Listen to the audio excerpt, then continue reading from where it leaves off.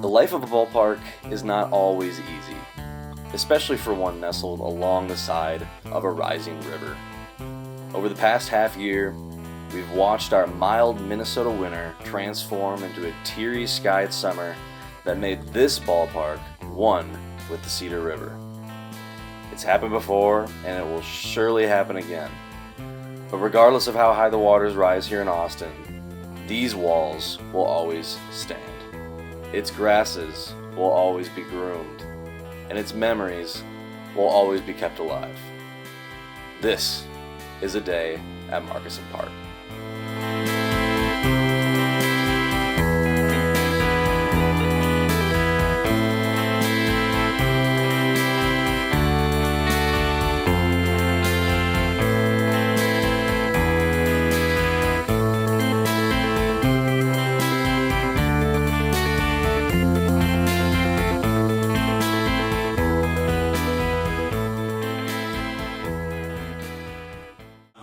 Seem like the whole city go against me. Every time I'm in the street, I hear yak, yak, yak.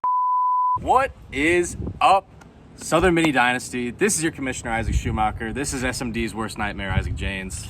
And we're back. It's July 5th, 2024, and our third annual day at the Marcusen Park, keeping the memories alive. A little bit different this year. We just had the Marcusen Park is no longer part of the Cedar River, which is good news. That's massive. There has been some damage though. Where normally this is a big day where we all get together, we play a basketball game. Turns out the hoop gone. Thanks, Joe Saratori. Looks like we're gonna be playing that game somewhere else. But this is a huge, momentous summer really for the entire Swag House Fantasy Federation bubble. Last year of the Swag Home. I'm less than a month away from taking the bar for the first and hopefully the last time. Green Top, Mr. James right here and company, they are in the works of making an album. Sounding better than ever. I'm sure you are all up to no good as well.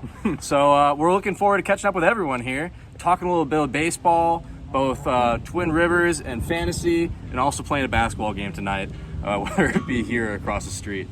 But without further ado, we're going to dive in and give you our humble power rankings for Southern Mini Dynasty. And we kind of both, James did his whole predictor thing. I kind of took a different method this time around. I'll just kind of go straight through the list. I like what you did this year. And I think this is pretty good. Yeah, I think so too. I think I might be onto something here. So I call it the win index, which is basically you take how your team has been performing week to week, you compare it to the strength of schedule you have and what you're going to have, and then you get a number.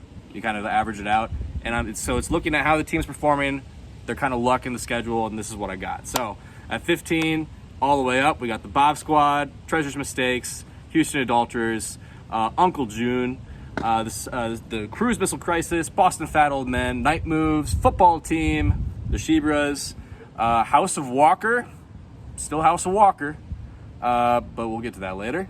The Slump Busters, Fungo Baseball Club, Holy Chette, First Degree Burns, and your Bomba Boys. That's what we got. Yeah. Hey, well, thanks for tuning in for another year at Marcusen Park as the leader of the Rochester contingent. This is a place that I really, really enjoy. Love being here every single year. We do not have something like this for my baseball team, so it's really cool to see that the field is coming back. We keep the memories alive in more ways than one. As Shu says, there's a lot of stuff going on right now. We are getting older every single year, so things continue to happen. We keep the memories alive in any way we can. So glad to be here for another year. The vibes are still up, even though the water was high as well. My predictor, I have not necessarily done a different type of power ranking. I'm just going to let the numbers speak for themselves. But basically, the way this goes, if you watch hockey, you know how this goes. But it's basically 15 points to the highest player ranked player at a certain position. So that would be like for catcher, that would be William Contreras. For House of Walker, they get 15 points. Second place would be Adley Rutschman. For the Slump Busters, they get 14 points, so on and so forth until you're down to 1. I did that for every single position in the starting fantasy lineup, plus 5 starters and 5 relievers. So that spits out this. We'll put that graphic up now. So I'll go from 15 to 1 as well. Bob Squad at 15, the Mistakes at 14, Uncle June down at 13. He's got some high flyers, but just not the depth. That's why he's at 13.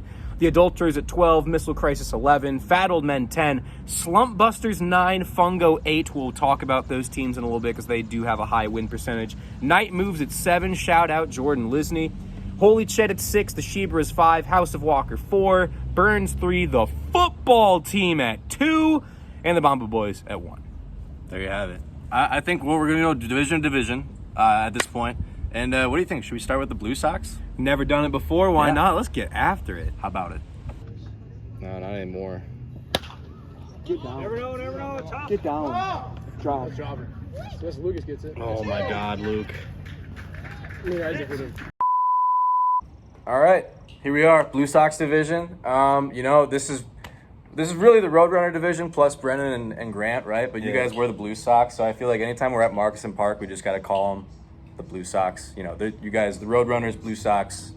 Brennan, same thing. And Todd and Grant, if you have any qualms to being called the Roadrunner division, let me know.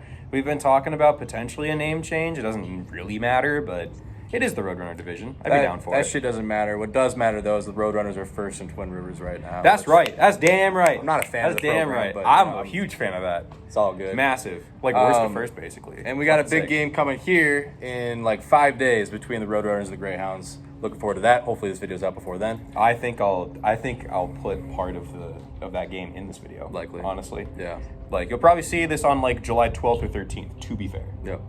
But enough of that. We're going to jump right into things where it's already a minute in. Okay, Bob Squad. 5th best team in this Blue Sox division. Slow and steady rebuild. I got some key points here. There's no pitching staff. Absolutely no pitching staff on this team right now. It's probably the last thing you want to be able to put together, honestly. So it's not a huge deal, but if you want to be competitive, which I feel like any team in this league at any time can choose to be competitive. It's just a matter of putting the right pieces together. Bob Squad doesn't quite have that right now. Only 2 healthy starting pitchers on this team. Just not going to get the job done. Right. 5 of the 6 top performers on this team are from Cleveland and Minnesota. Josh Naylor, David Fry, Jose Miranda, Tyler Freeman, Yandy Diaz, and then Ryan Jeffers. It's fun, there's a lot of other teams. Mine, the Shebras, were very Cleveland, Minnesota heavy as well, with the and Holy Chette as well. Just not the top caliber players, I guess, for either team yet on Bob Squad. But that doesn't matter because they still got a deep taxi, which is really what I'm looking at with this team going forward. You got Samuel Bazzalo, Colson Montgomery. You hope that a White Sox can pay off for you. Emmanuel Rodriguez is one of the other Twin prospects that's looking really good right now. Max Mayer, former Golden Gopher, also looking good. He was out of the top 100, back in it this year now at 81. Luis Angel Acuna kind of gone down in the rankings, and then Brock Porter and Brian McCorrow. He's in the majors right now. You could call him up anytime you want. He's playing for the Guardians as well, so that's another guy you can add to your already thick ass Cleveland roster. Otherwise, it's been a tough run for Bob Squad. The Blue Sox division isn't as good as they were last year collectively, but this is still the second to hardest schedule in the entire league for Bob Squad. So just a matter of going up to teams at the wrong times. They're the worst team right now in the league, partially because of that, partially just because they're not built to win. But a lot to look forward to with the Bob Squad, I think. Just not a lot of pieces. Yandy Diaz hit his peak probably last season, so I don't know how much you can really trade. No, I agree with that. Like they're not a good hitting team. Like they can hit sometimes, but they're not very good at that. Pitching is just like not there. It's just like non-existent. So I think for Rob this year, it is building towards the future, and like you said, the taxi's still solid. So like it's gonna get better, and we'll talk about some other teams later on in the video that are gonna use their taxi to improve in the near future. Rob's a little bit farther down the line, but it's still not like it's so bad that like we have someone has to step into it. Like Rob's got his shit figured out. Yeah. I think his story this year is on how can you improve for the future. So he's a seller and should be to like try and make his team a little bit better. He's a seller, but I don't know how much you can sell. I like Ryan Pipiat too. He's a good pickup. I think it's his catchers. Now, because you got David Fry, you got Ryan Jefferson, you got Shea Langoliers as well. He has 3 starter-worthy catchers And there are some playoff teams that's kind of their one hole. They're not very good at the catcher position. Now, it's not necessarily a huge one to success, but they're massive in putouts. So I think there is a deal there where it's not like massive for a guy like David Fry or Ryan Jeffers. Langoliers has got a little bit more of a prospect acumen to him, so that might fetch a little bit more. But either way, like he's got 3 of them. You should really only have 2 of them when your team gets there. So I think there's a surplus there that Rob can exploit. But past that, stay the course. You know how it is. Tough to know how to manage these expansion teams. It's just like looking at them, I'm not even sure what I would do with your squad. So, I mean, it's tough. You're doing your best. And you can really only look forward. So, that's what it is. But get us a little brighter here. Oh, Rob's actually with us too, by the way. Yeah, Rob is playing disc golf I don't know like if you behind overheard us. anything that we just said, but Where's Rob? but yeah, I don't know. see We'll get him. He's that way. Get his He's that funky way. ass in here sometime. Yeah. All right, moving on then. Climbing the ladder to a team that I don't think is really too far off still. Uncle June. They won the sweepstakes with Judge. It's the same Judge in different chambers at this point. Kind of a surprise trade when the season started.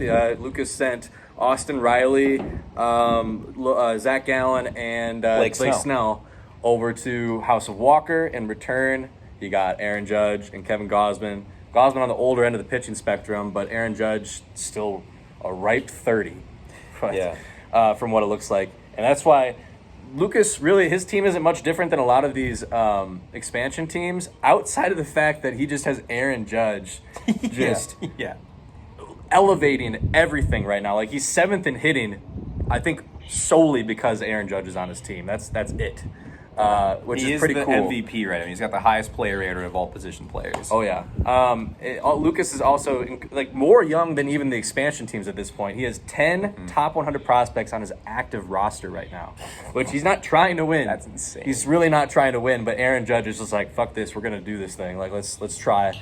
4 starting pitchers in the IL-60, though. They're young. They're still potent. They'll be back. Again, this isn't a team that's going to have to wait too long to be competitive again, I don't think. Agreed. It's a tough luck schedule, but up till this point, easy the rest of the way. So we'll see how they can finish the season. Remember, big-time bonuses kick in if you're in the consolation bracket and can go the distance. So Lucas might be wanting to make that happen, spend some money in the offseason. 7th hardest schedule overall, so it's going to even out for him.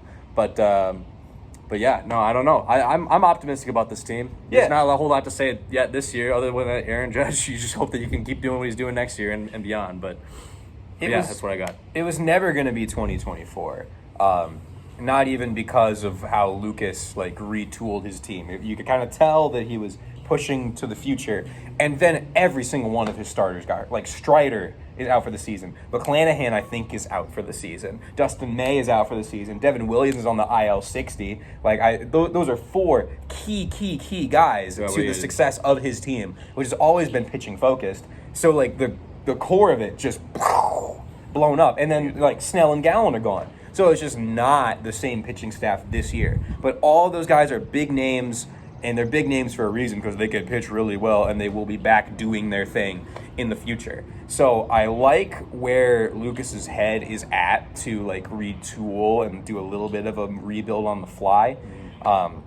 Because once the young guys get settled, like a Wyatt Langford, I can't wait until he's really raking in the bigs, because he will be doing that sooner than later.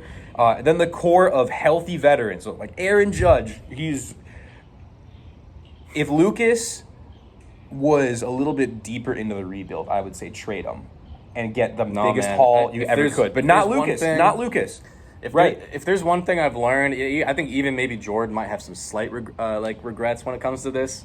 Aaron Judge is a difference maker. Baseball in general, it's really hard to say your success hinges on one player, obviously. Mike Trout's never played a playoff game. I think he's played 1 playoff game or something. He's played a playoff series. He's never been. Doesn't matter. We don't associate Mike Trout with the playoffs, because you can't win off of 1 player alone, or 2 apparently if you're the Angels. But in fantasy, I don't know. I think it's a little bit different when you have Aaron Judge just leading the fucking way in these offensive categories. It's a big difference maker. And then you get young guys like Hunter Green coming up. Michael Busch looks pretty good for the Cubs. Nathan Lowe still doing his thing. I'm excited about this team. There's a lot of really, really young prospects too that are going to come down the line in 2-3 years. Carlos but- Correa returned to form this year. Manny Machado is still on the roster. He's having a kind of a down year, but he'll be better. Like, the only thing that I really like, the big point that I want to say about this team, like, they will be so dangerous when it all comes together, but it's just not right now. It's not going to be this year, and Lucas is fine with that. 2 years removed from a championship appearance, right? So, I love where his head's at. It's going to be scary hours in a couple of years. No one's really pulled off the complete tear down, rebuild, comeback yet. Grant tried to do it from the very beginning. Came up a little bit short. We're going to get to him in a little bit. But Lucas, Godspeed. Hope to see you tonight, you motherfucker. But we'll see. We'll see. Just keep on doing your fucking thing, I guess. All right. St. Louis, third best team. And, this is a playoff-worthy pitching staff. I will say that much right off the bat. This is a playoff-worthy pitching staff with starting pitching and relief pitching. They are the sixth best staff in the league. Very young core of hitters, though. Still growing in that regard. They just got even younger, right? They just got picked up Jordan Walker and Mason Wynn. They got their boys out of the Lou. Congratulations, Todd and Brennan. That's true. Love that look. Gotta go back to the piss shots, man. Yeah, St. man. Louis piss shots. You guys know what you want. That's what I love about you. The heart is always going to be in St. Louis, much like we are with the Twins and whatnot. But and you got some defensive specialists here. They lead the league in outfield assists, which I know a lot of people throw their hands up in the air when it comes to that category. Not these guys. They're like, give me Nolan Jones. give me Nolan Jones for that cat. Let's go. And they're young as well, right? They got Dylan Cruz. Coming to form on their taxi. Drew Thorpe's now on the roster. Mason Wynn obviously came over in that trade with Grant. Novelli Marte just hit the majors. Spencer Jones is kind of like an Aaron Judge-esque minor league prospect for the Yankees. Kevin Alcantara, Tink Hence, Cardinal. Some good-looking names there on that list. And then you got the pitchings. The Jose Barrios, Grayson Rodriguez, Cutter Crawford, a bunch of young names. Their best hitter is Alec Baum. He's having a career year, no doubt. Yeah. You don't want to see your best hitter be Alec Baum, though. So there's a lot to work out, and what guys stick around on the field for this team. The pitching staff, though, is like they're in good hands. So They have a bullpen that is like ridiculous right now. Like Robert Suarez, Jason Adam, and they're just the key names that I wrote down. But there are way more. They have the deepest bullpen. One of the deepest bullpens, one of the two or three in the league. There's one other team that comes to mind where it's like really hard to beat them. But we'll get there. This team goes up and down. They always have. Like they show flashes of being like a top 6 playoff contender, and then they'll have a stretch where they're in the bottom half of the league. It kind of goes up and down. That's been the case since season 1 when this was Clayton Brueggemann's team. Right. Like it's been like this the whole time. And they're in a tough division with teams that have gone way up and way down. Like it's a really tough spot to be in as like consistently the third best team in Blue Sox. Like that's just not a great place to be. So they've always been at a little bit of a crossroads because they have not had a playoff appearance. Where there was 1 year, the first year with Clayton, they were really good. They had a good season 3, but just being the third best team in Blue Sox, it's really tough to get into that top 6. So they're on this line, and I think it's an interesting trade to go get Jordan Walker and Mason Wynn because it kind of shows that they're pushing back a little bit towards not necessarily the distant future, but like a 2025, 2026 kind of push, which is what Lucas is doing too. Got to play the long game. So Blue Sox is like taking a year off from the dominance. It's going to be crazy in like 2 years with the way that these teams are putting their futures together. For sure. So I think the Cruz missile crisis is always like going to be in this like third place spot unless they make like a huge move. I'm not saying to like do that now for the sake of doing it, but there are just really good rosters in this division, and it's going to be tough to get to that point of being a playoff contender day in, day out with the other teams you have to face every single time you go through a season. It's really hard to do that too. We've seen them. They finished in playoff-worthy performances in about 5 weeks. It looks like 4 weeks, where they've gotten in that 4, 5, 6 range. They haven't gotten anything higher than that though, and for the most part, they've kind of been in that outside tier probably the third tier of the league. Probably is what you would have them in, right? I've got them in tier 3. Yeah, I got 4 tiers in there. And a lot of that's not their fault. The performance needs to improve, right? But they had the third hardest schedule in the league this year. Yeah. So what are you gonna do, right? But that's really all I got to say about the missile crisis. They know their identity. We don't have to tell them anything, so we'll just. They'll be around. There's some good managers over there. I'm not worried at all. This is a really interesting team to talk about, though, because what seemed like such like an auspicious future is now completely in contention, as far as I see it. I think we're both, me and Grant, both kind of are looking at our teams right now and feeling the same way about it. We're like in lukewarm water. How do we get it boiling? I don't know if it can happen this year, so we're just trying to plan ahead. And a strong start has really turned into a sluggish finish for this team. They started the very first week of this entire season with the best performance that we've seen thus far this entire season. They had a 2.59 average. That's insane. Which is insane. They got number 1 in basically everything, and then like 2 and 3 in a couple other things. It was incredible. Since then, basically really the last like month, they have not been playing even playoff caliber baseball.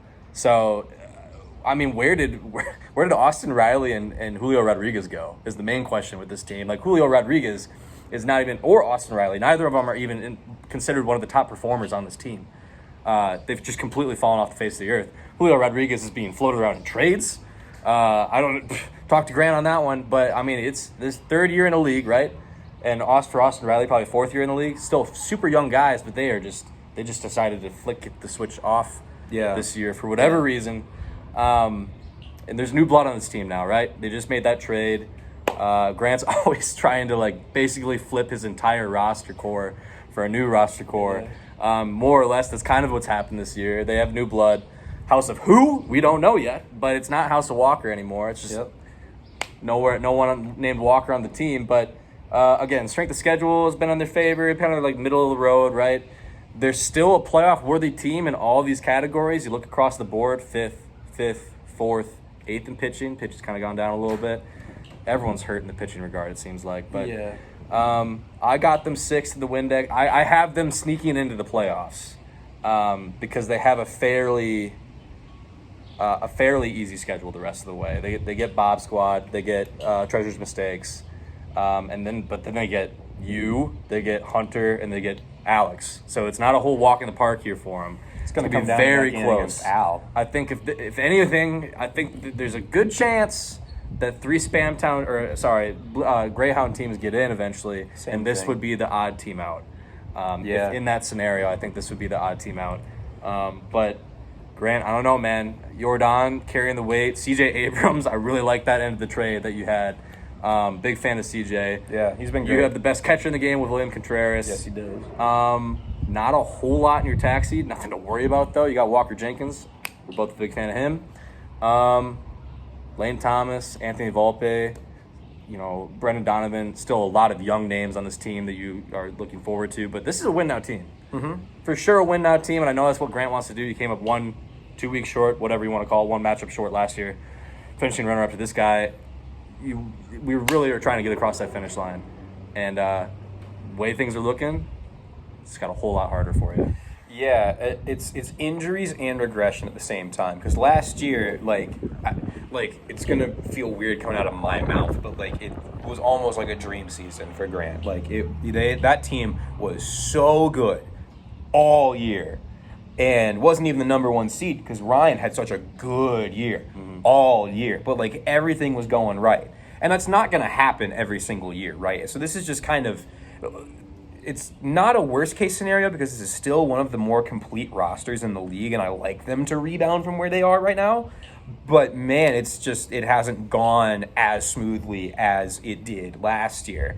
It's to go this way with the injuries and the regression. It's just a tough combo for a team that is all in on winning a championship. Or is that's how we would perceive it.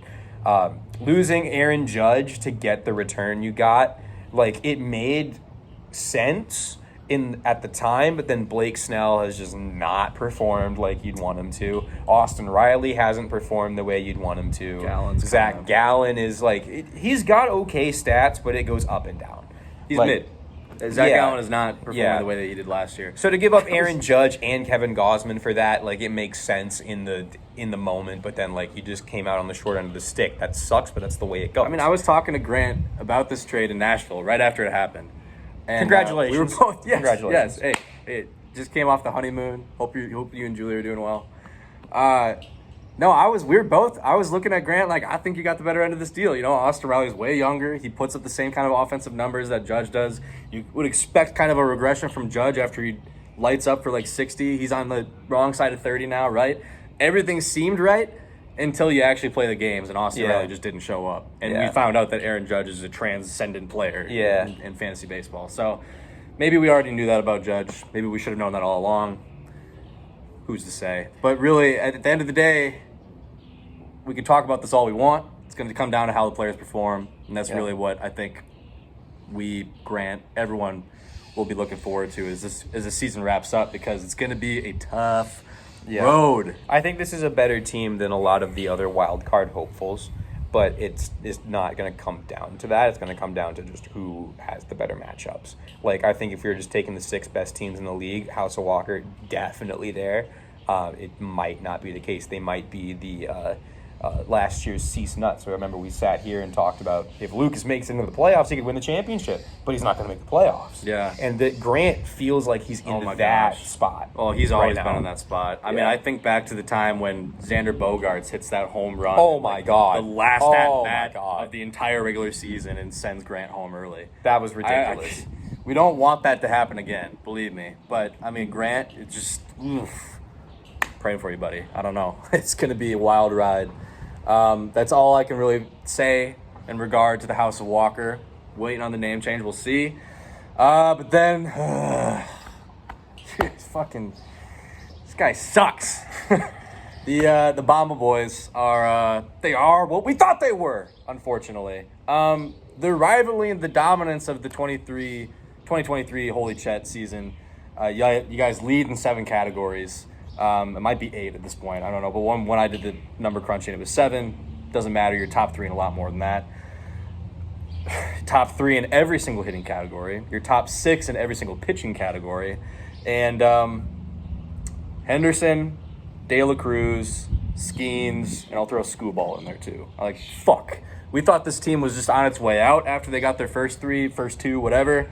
Nope, sorry. It turns out that these guys have also the number 1, number 2, number 3. They have like the top 4 best rising stars in the game too, in the positions that matter. So I'm pissed. I'm sure you all are pissed as well. How did we let this happen? I don't know. It keeps happening. I mean, look at this. Gunnar Henderson's number 1 in this position. Bryce Harper's number 1 in this position. Ellie De La Cruz, number 2. Freddie Freeman, number 2. Screwball, number 3. Not even featured on this list is Trey Turner, who just came back from injuries and is already tearing it up. So, I mean, your odds-on favorite. You're the odds-on favorite. Yeah. I'd love to say that we can, you never know. Ryan had, an amazing performance last year, and then you came in and snuck it away from him. I just don't know if that's going to happen with this team. The way that they're constructed, you just picked up Jonathan India off of waivers because people got bored with him too. We've been trying to get Jonathan India for years. Shout out Ryan Beery. We've been trying to get India for a long time. It's everything that could go wrong for the league and could go right for you is happening. It's not even strength of schedule is whatever, because you just tearing through it. You finished first on the podium in 6 weeks. Half the time you're playing, you're the best team in the league. The other half you're playing, you're a playoff-worthy team. You only failed to make a playoff-worthy performance once. And it was against me, so thank you. But, I mean... Oh, anytime, man. It's so rich. Oh, no, it wasn't against me. No, who was it against? It was against Andrew. I think it was against the football team. Regardless, I don't know. It doesn't matter. I don't even know. We face each other at the end of the season, which is going to be fun. But, that will be crazy. I don't know. I don't want to talk a whole lot about this team. Paul Skeen's done his active roster now. Colt Emerson. So you have a habit. Gunnar Henderson was one of these guys, a habit of picking guys up late, in the 80s, 90s range or whatever, and then skyrocket. This Colt Emerson motherfucker for the Mariners he was at 87 and now he's at 43. So not quite Gunnar Henderson skyrocket, but he's climbing the ladder. Because Gunnar Henderson went from 90 to 2 overnight, and same with Ellie De La Cruz. I can't I know no one actually wants to hear this. I do have to say it a little bit. Like it just happened. That's the thing. That's the thing, right? It's like these guys cost a combined like $5. Yeah. That's Scooble was me. Scooble was me. I wanted him. Oh, that was the trade with Grant, right? Right. Oh, I wanted him back. Another fucking dagger. I thought he'd be a dog. Yeah. What is? I don't know. You want to? Let me say stuff and get out of here because like I'm gonna be the only one that watches this. Me and Beery, shout out.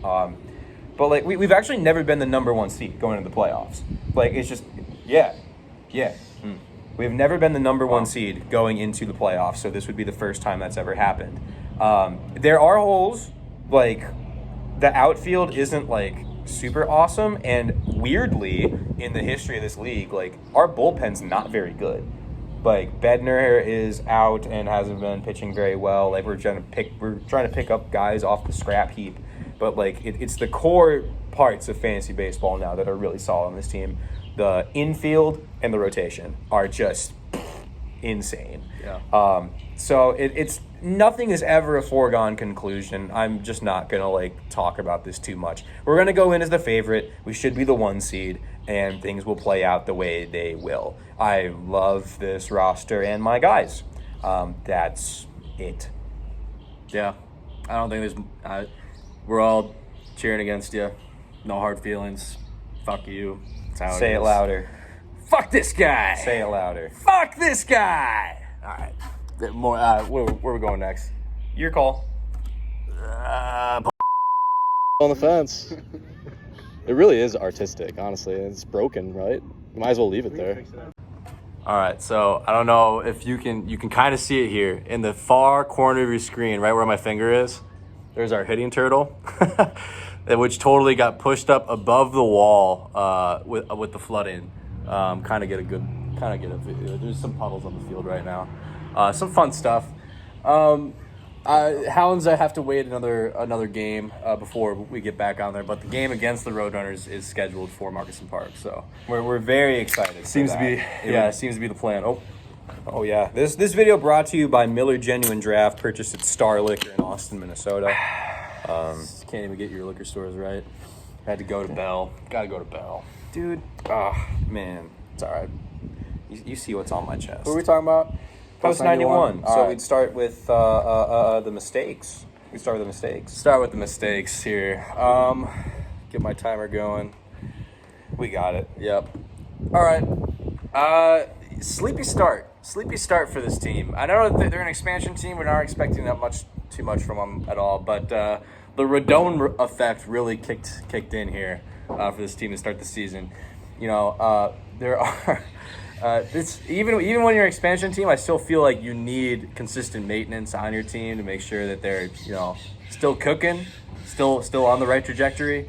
Didn't quite see that with this team, especially early on. Still kind of not seeing that with this team. I can't blame you for not being competitive and not wanting to set your lineup every day. But still some guys out there on the waivers that you should keep your eyes on. Another team in this division is doing a pretty good job at that too. But there are a ton of veterans on this team that could and probably should be shopped. I mean, we're looking at Chris Sale. I've been trying to get Chris Sale on the Shebras for like 2 months now.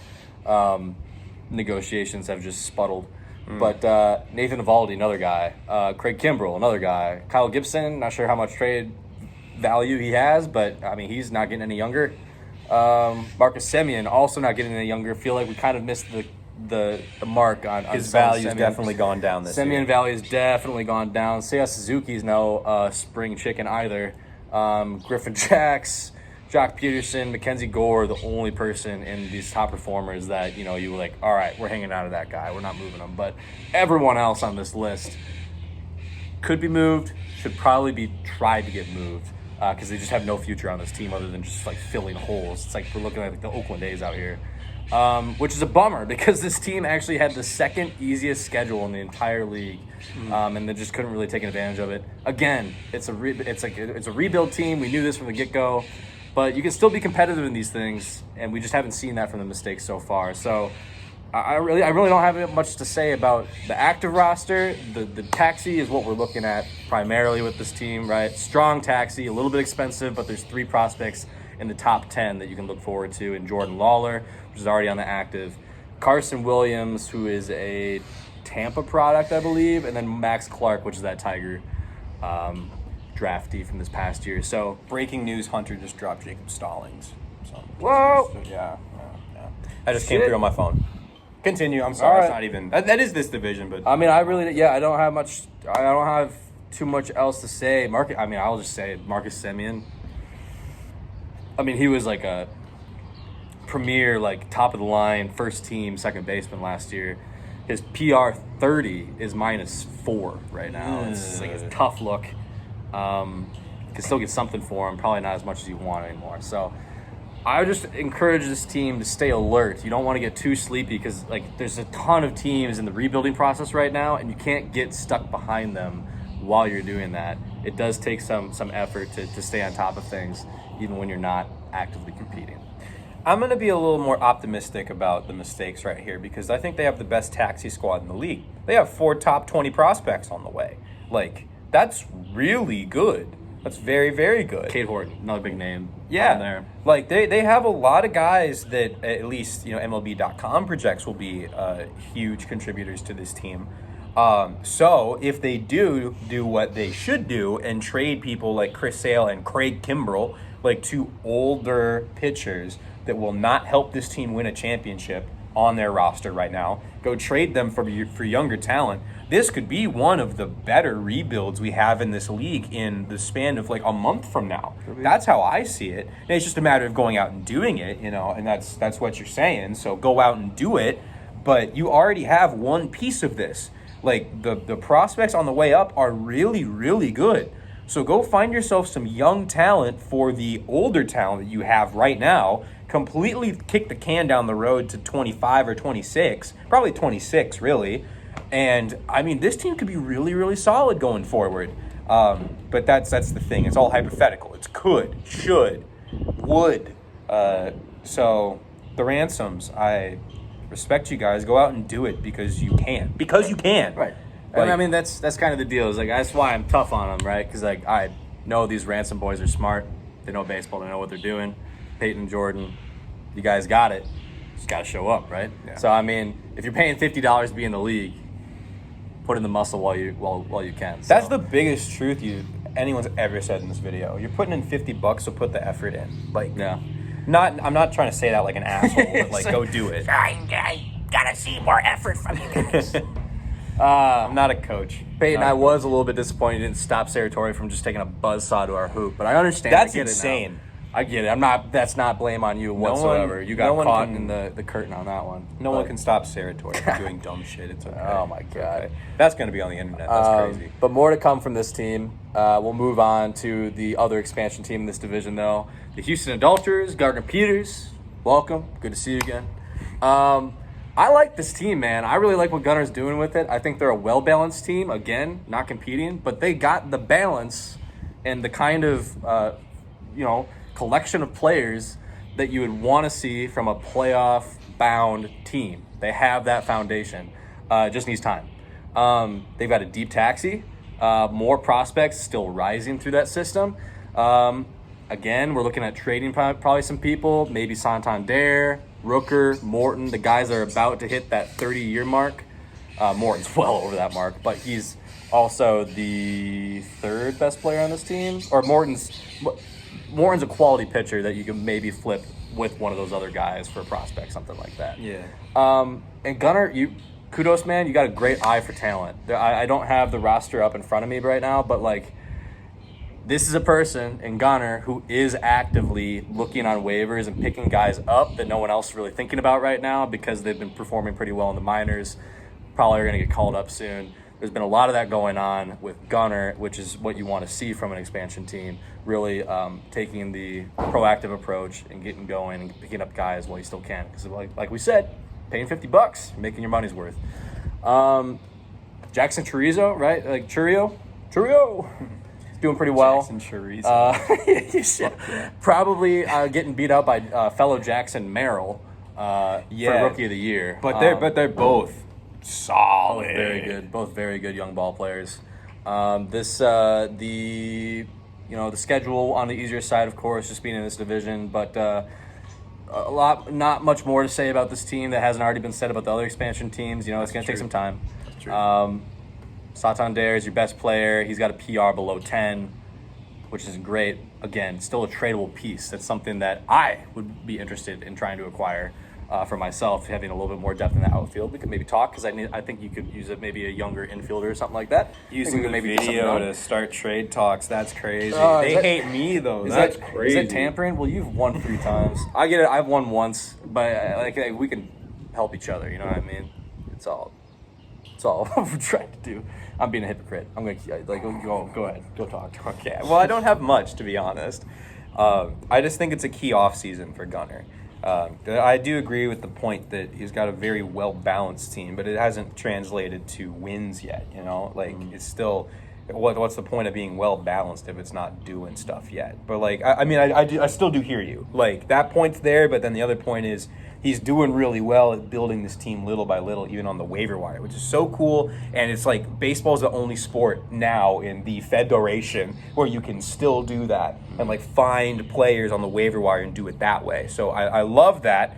I'm a big fan of that, and I love the way Gunnar's thinking about this. So the offseason is big for him. With a full taxi squad of guys that are rising and will be getting better, and an MLB roster that already has its eyes set towards the future, you could do one of 2 things. You could strip it for parts and push way out, or bring some people in and try and dice it up in a post-91 division with just try and get around 500, which you could do pretty easily. And then hopefully guys improve and you have a solid season in 2025. It could happen, or you could kick the can so far down the road and try and be a juggernaut in 2028. I think 2 ways to do it. Competing, right? You just gotta. It's more fun that way. It's way more fun that way. Yeah, I agree. And you never know what can happen in those final weeks in the consolation bracket where you suddenly get $60 you can spend. Go dump it on a player and changes the entire thing. And there's gonna be players. There will be good players in this free agency draft year after year. There's a few. There's just a few. One thing that I failed to mention about the Bomba Boys too is as these guys, you're gonna have 3 years of basically free baseball from Ellie De La Cruz and Gunnar Henderson. But as soon as those guys hit arbitration and their price goes up, right?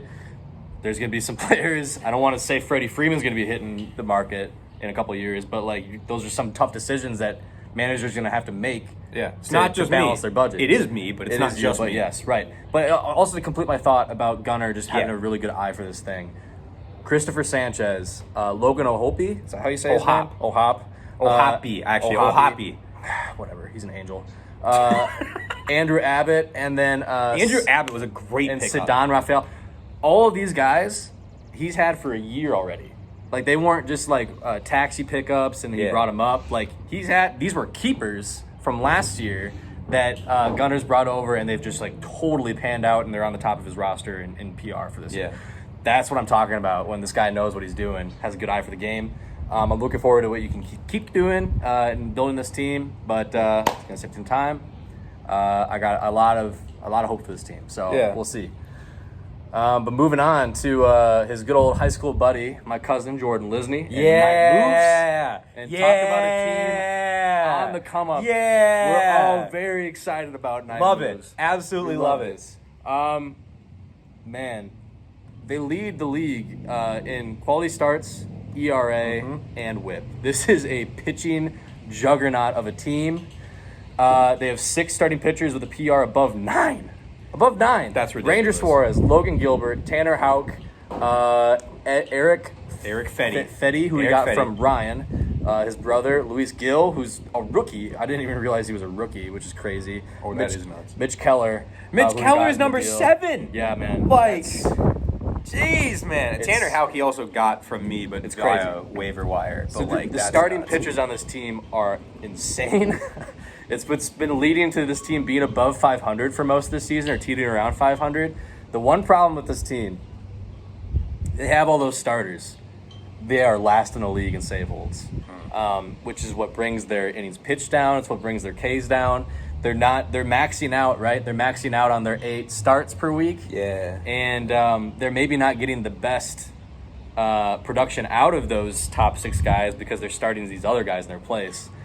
and then they just don't have the relievers to make up the ground. But the relievers they do have in this team, like Matt Strom, is it Matt Strom? Matt Strom, yeah. There's another guy that I can't recall the name of, but he's just like he eats innings, tons of Ks, low whip, low ERA. Like, these are the relievers that are adding on to those league high numbers, but they're just not getting the save holds. And you don't need to get the save holds necessarily, but you need more relievers. And that's just not what we see from this team. So they do. They have podium level talent, but they're inconsistent. So you're going to look at the way that they've been performing. They finished third twice, second once. This team can play that well. They're good enough.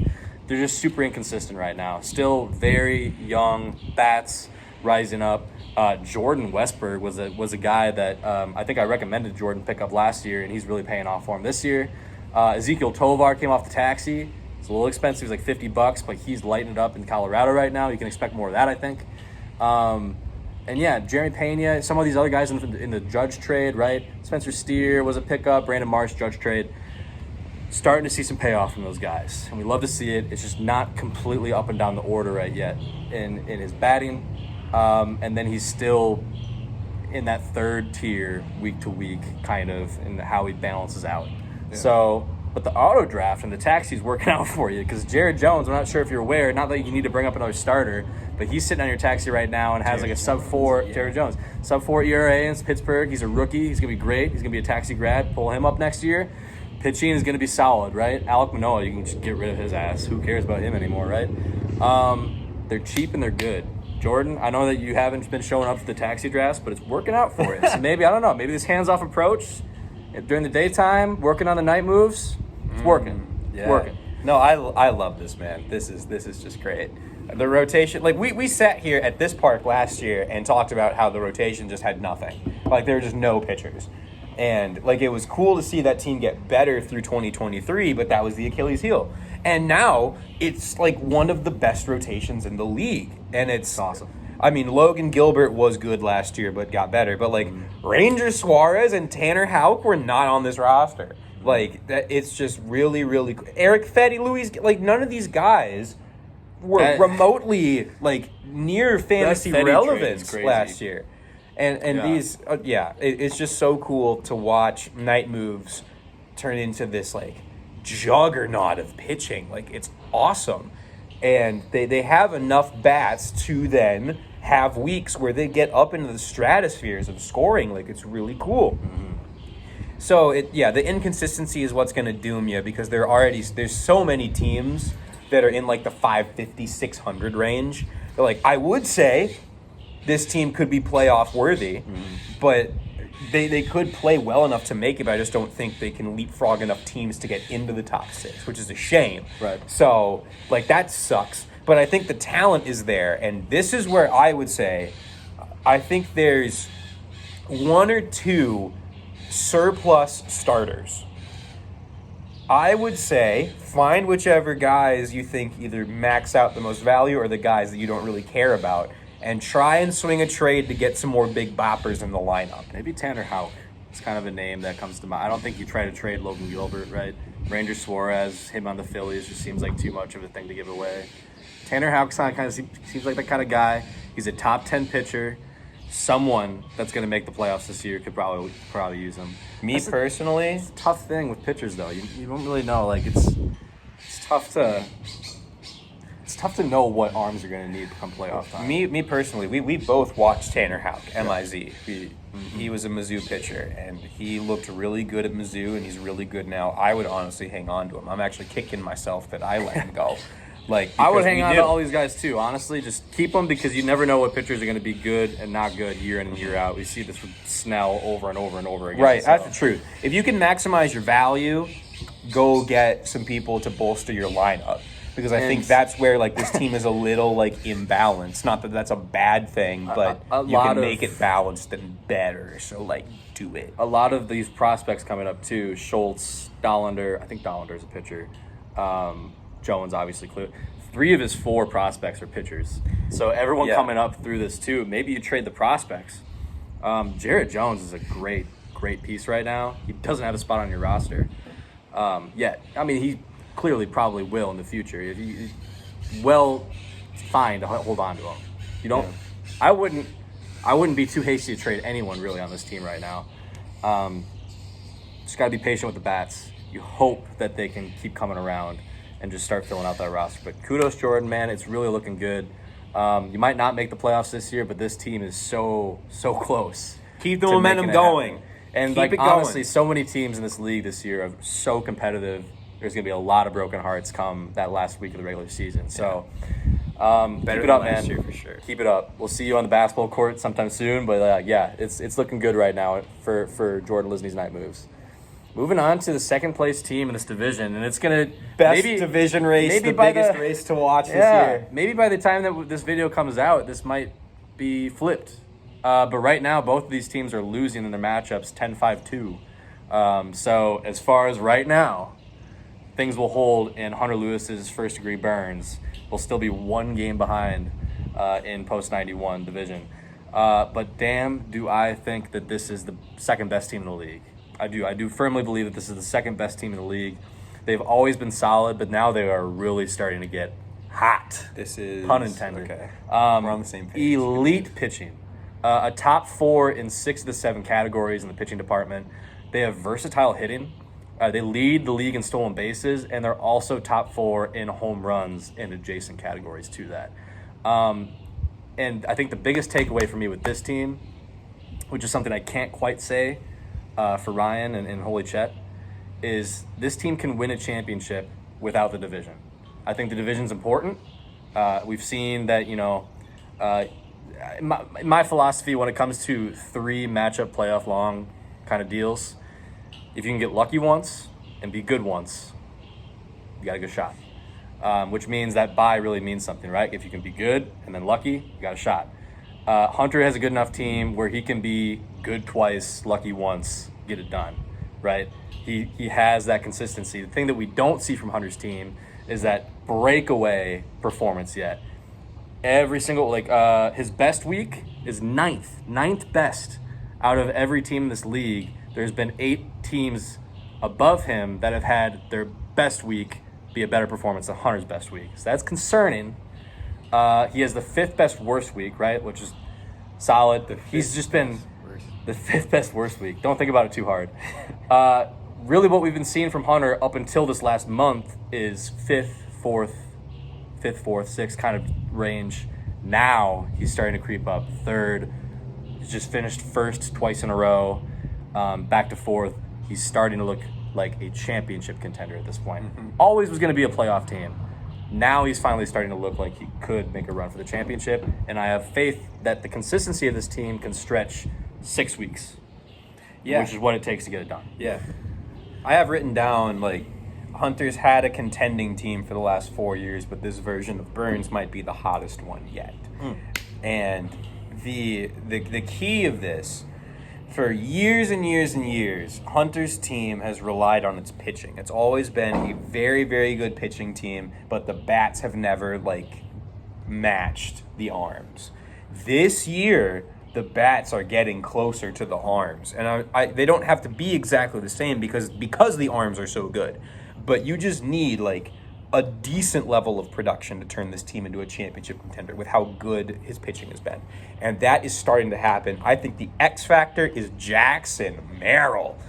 This rookie is going out and playing at an all-star caliber level through the first half of the season. I mean, it's just a shot in the arm for Hunter. It's exactly what you needed. Lindor is hitting better than he did last year. Kyle Tucker's been playing crazy. Now he's on the injured list, but he's been playing very, very well. And Altuve just got named the AL starter at second base, and it was completely deserved. Altuve's going to do that. But they're for real. This. You know what? You know why I love this team? I do. I like Hunter. I've always appreciated the teams you put together. This one is it brings my heart to a stop. You got Willie Castro as your 5th or 6th best player on this team. Fucking massive. That is awesome. Whoever had Willie Castro was getting this shit. Oh my God. All right. And then, Cole Reagans was a guy that kind of slipped through my hands at the end of last season. I should have held on to him instead of Reese Olson. What are you going to do? It happens to the best of us. But Tanner Beebe, a guy that came off your taxi just last year, he's up here on your top performers. Colton Wong, I didn't realize or Connor Wong, excuse me. Yeah, it's not Colton. He's done. He's done. Connor Wong, though, talk about a guy that I'm who? He's one of the best catchers in the league right now. Bryce Miller, another pickup that he had last year. Pablo Lopez is on the bottom of this list, even though he's still a quality starter for you. Yeah, I love this team, man. They bring a tear to my eye. I love the way that this team is constructed. I'd love to see them go deep in the playoffs. I'm cheering for you, Hunter.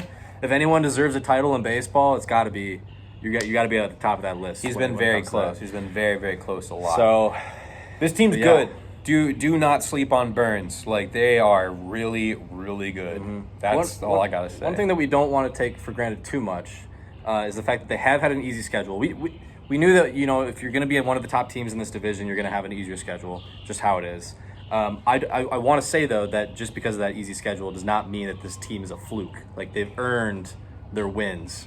And so it shouldn't be a surprise if they make a deep run in the playoffs. Yeah. But they will have to go up against some steeper competition come playoff time. So we'll see. But they've taken care of business against the teams that are playoff worthy so far. So moving on to our top team by a game in Post 91, my good cousin, Ryan Lisney's.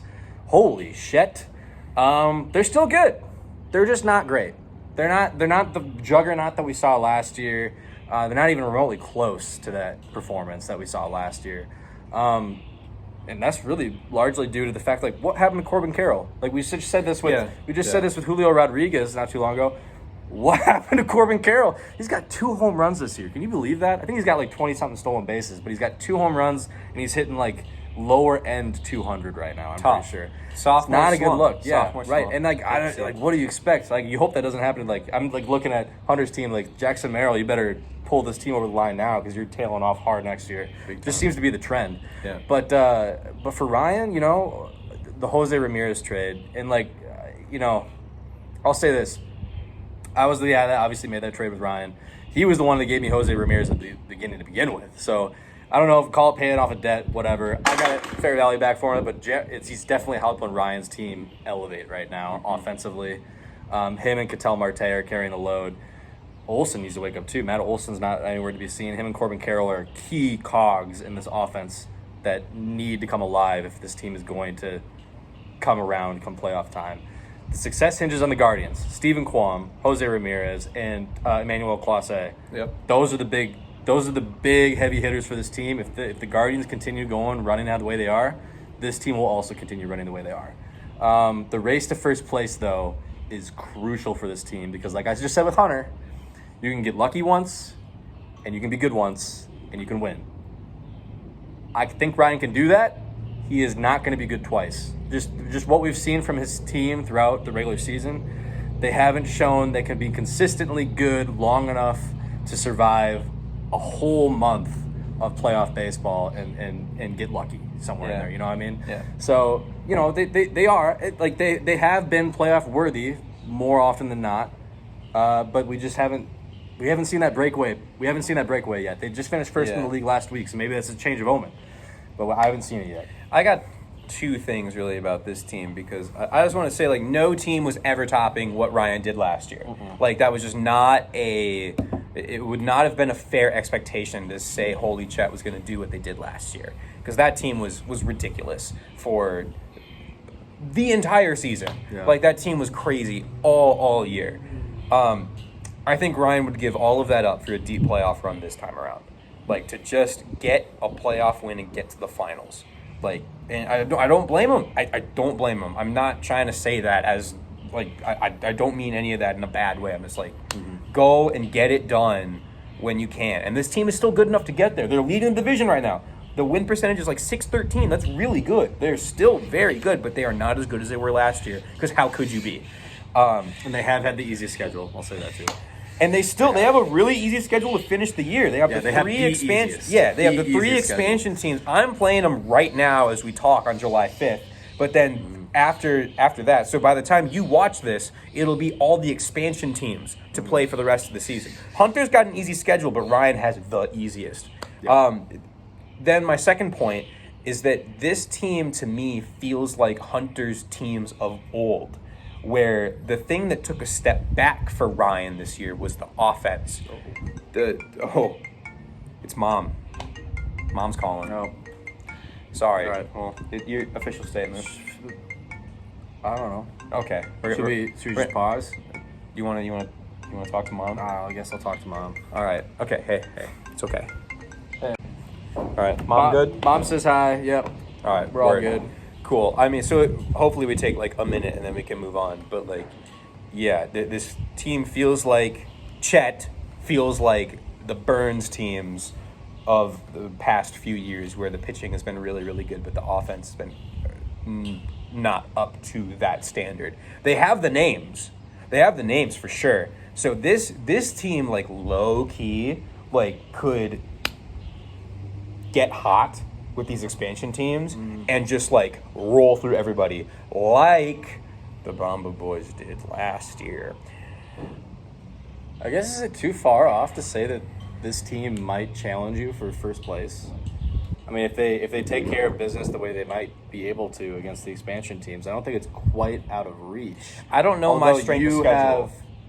We'll have to go back and look at that, but I'm just thinking out loud at this point. Yeah. Ryan, I think that you have a very good road to win this division, and I think it's necessary for your team. So yeah, we'll I still have myself as the 1 seed because I have to, but like it could get close. Here's the key, right? If you win the division, you're the 2nd seed, right? So you play the winner of the Greyhound division plus probably the 3 seed from the Greyhound division or the 2nd seed from the Blue Sox division. If you lose the division, means you're the 4-5 matchup, which means after you get out of that first round, you face these guys, likely. And that's not the matchup that Ryan wants to see for a 2nd year in a row in the semifinals. No. When I say that Hunter can handle it more than Ryan, I mean both emotionally and just like an actual team-wise, I think that's the case. So, yeah. Ryan, Godspeed to you. Another team that I'm cheering hard for. You can only see one team win. So long as it's not these guys, I think everyone's going to be happy. So, for real. Well, not everyone. Well, I don't know. Who cares? All right, Greyhounds.